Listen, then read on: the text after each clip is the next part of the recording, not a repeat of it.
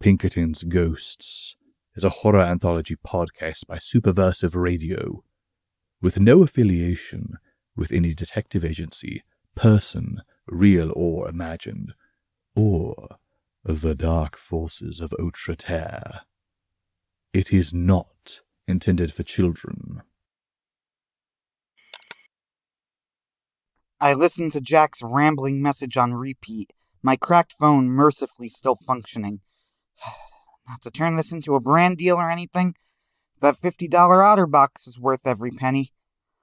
Wait, now I'm rambling. Sorry. Adrenaline still pumping. Alright, let me slow down. Okay, so I managed to escape the inferno surrounding my hideout and got back to my car. I had made up my mind that my best shot at survival was to try and get in touch with Jack Morrow. Jack could be very, very difficult to get in touch with, but Control had bullied him into giving us his personal cell phone number, so I figured there was at least a shot he'd answer. I mean, it took me an hour and a half of dialing and redialing as I barreled further south, but Jack finally picked up. Who's calling? It was Jack's voice. It was very distinctive. I nearly collapsed in my seat in relief, which would have been a problem as I was still driving. Slowly and deliberately, I spoke the Pinkerton code, used to identify members communicating over the phone. I heard Jack sharply draw in breath. Russo. That's me. What the hell happened? All we got from you is a warning about Violet, then gunshots. Is Violet safe? I felt my body tense up as I waited for Jack's answer. It hurt. She's safe and her pursuer is dead. You understand I can't speak more about this. I released a breath I didn't realize I was holding. Oh, thank God. Forget her right now. Why did you call me? It's not over, Jack. I'm still being hunted and I need help. For the next 20 minutes, I told Jack what had happened to me over the past few hours. Jack listened in silence as I got probably a little bit overly emotional when describing all the near misses and the dead men and women now on my conscience. When I finished, there was silence.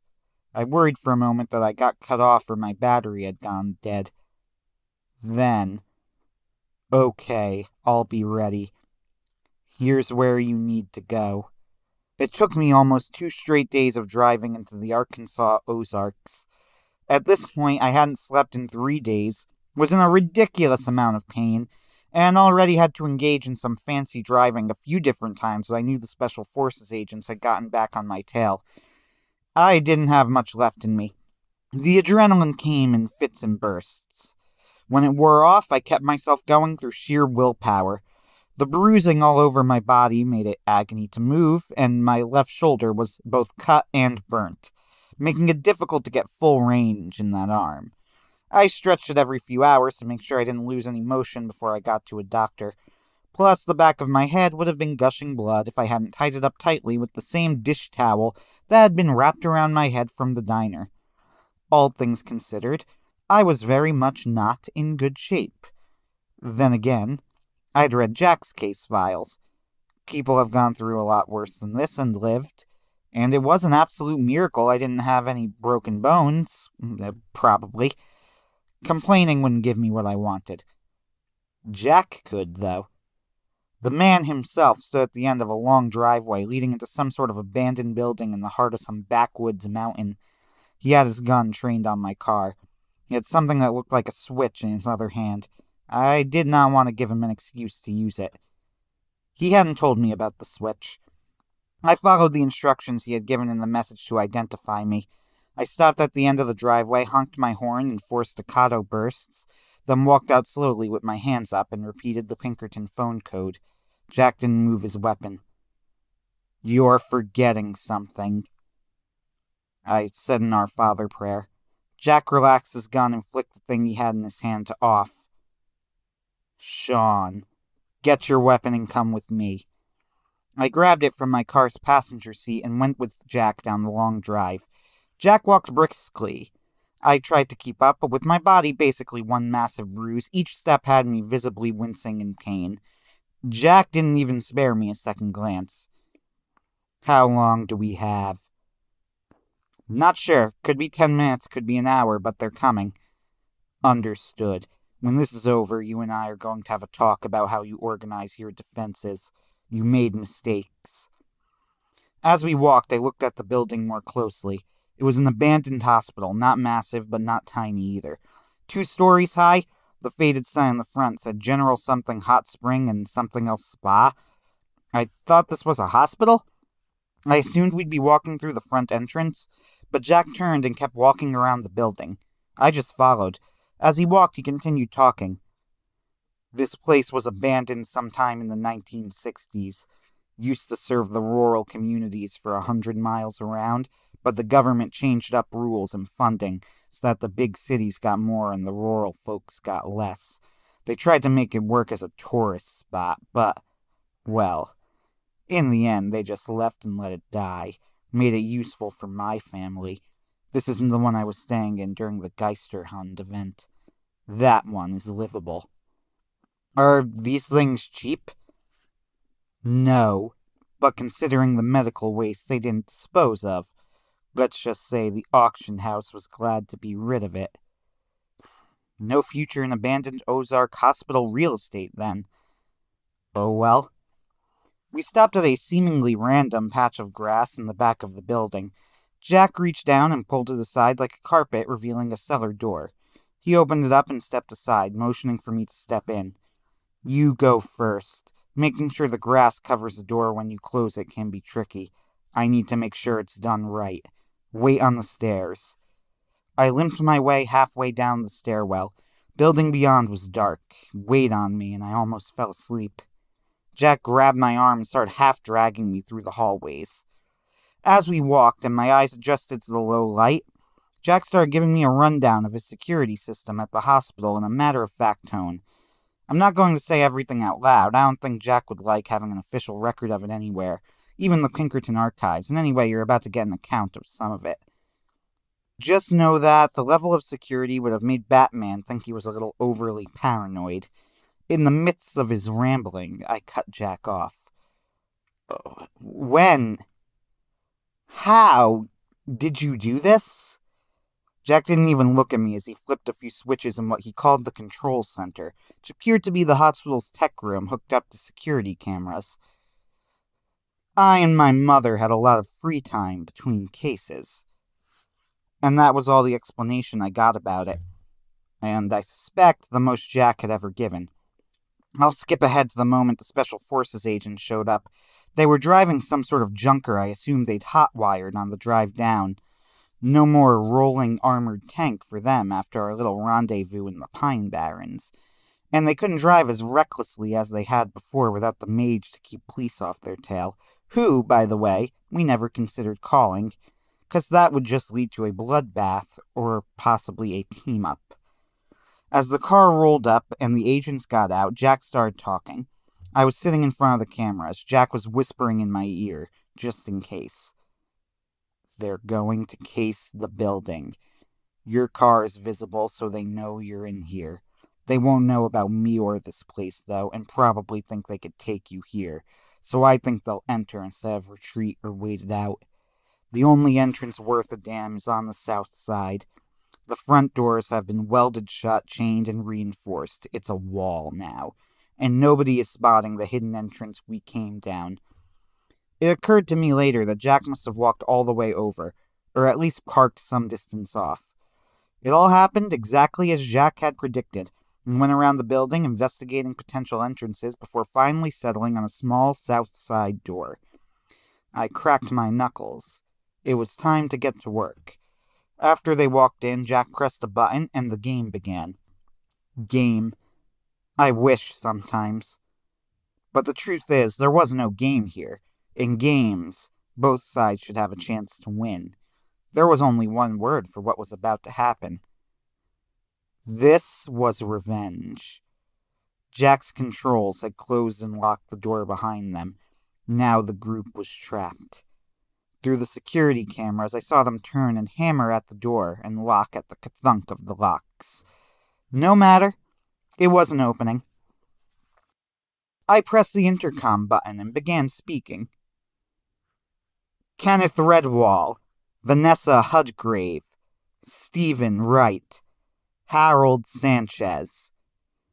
My voice echoed throughout the building, and I saw the Special Forces members look up. The leader started yelling.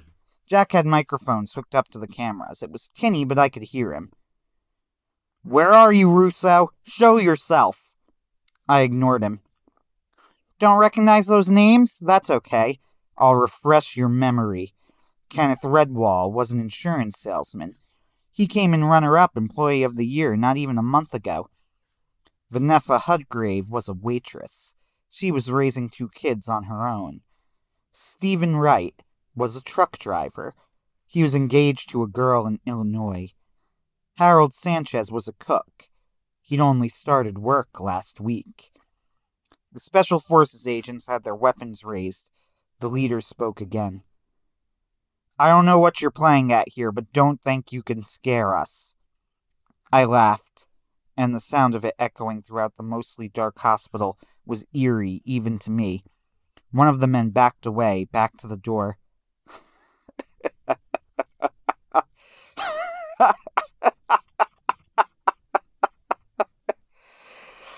Don't be so sure of that.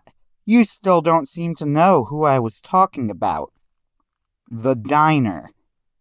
4 living, breathing humans with lives. And you killed them. So I'm going to make something very clear to you right now.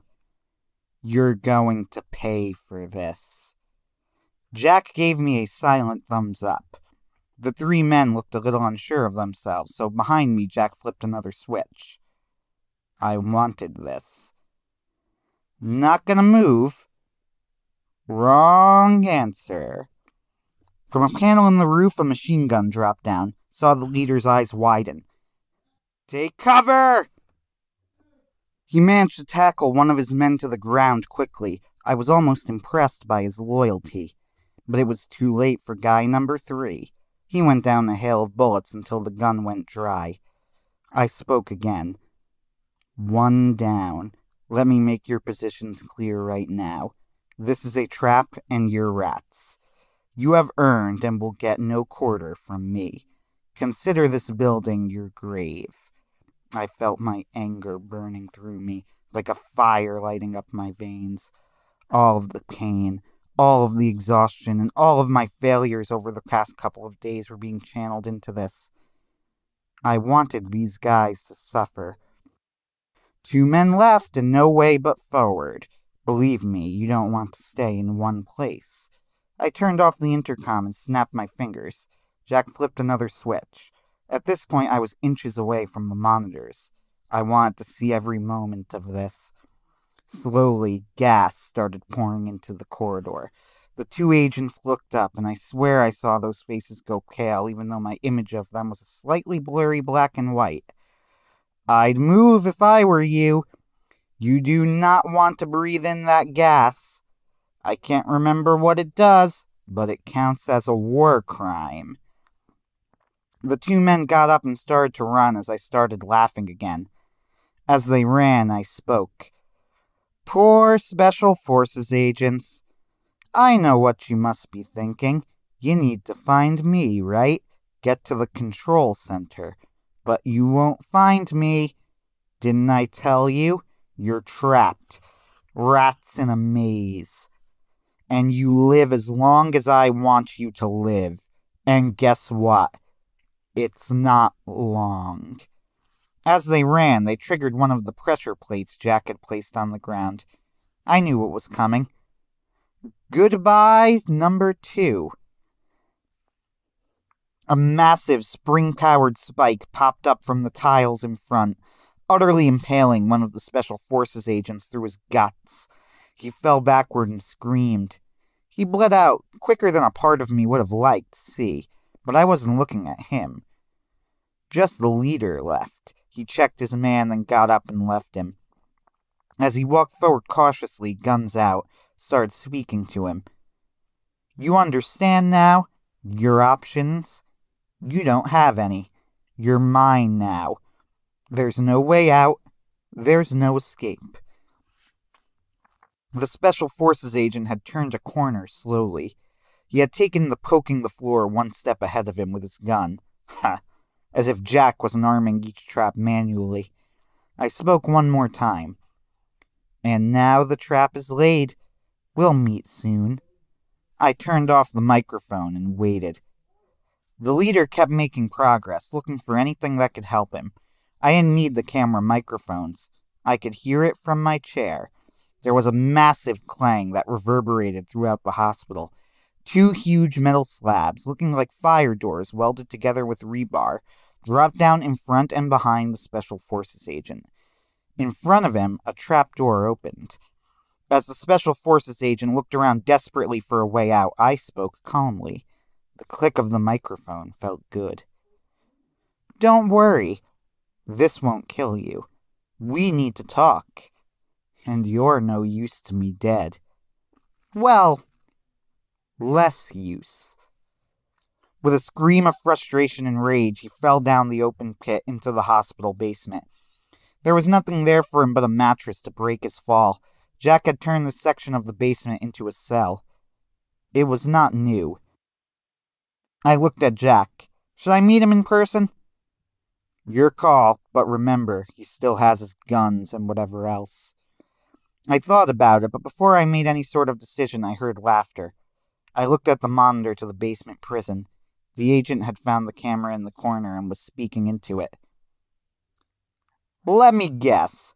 You're trying to figure out how to handle me with my big scary weapon, right? What tricks do I have up my sleeve? What a joke. You could walk away and leave me here. I'll be dead 3 days after my water runs out. It's not like you care if someone's your prisoner. Right, Russo? I felt my blood turn cold. Do you know about what happened to the mage? I didn't think he had time to examine the body. The Pine Barrens, I had one of their men at knife point. I was within my rights to kill him. No doubt. But that's not why I did it. I killed him because he threatened Violet. But there was no way he could know any of that. As if he was reading my mind, the agent continued talking.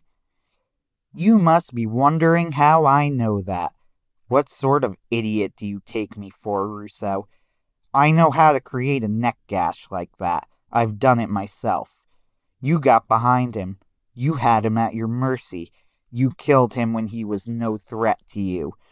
You want to know who my boss is? The secrets of my organization? Which politicians are under our thumb? Here's a hint. It would be faster to tell you who isn't compromised. But you know what, Russo? If you want to know, you can join me in hell to find out. He picked up his gun and pointed it under his chin, and I realized what he was trying to do. I rammed my fist down on the intercom button.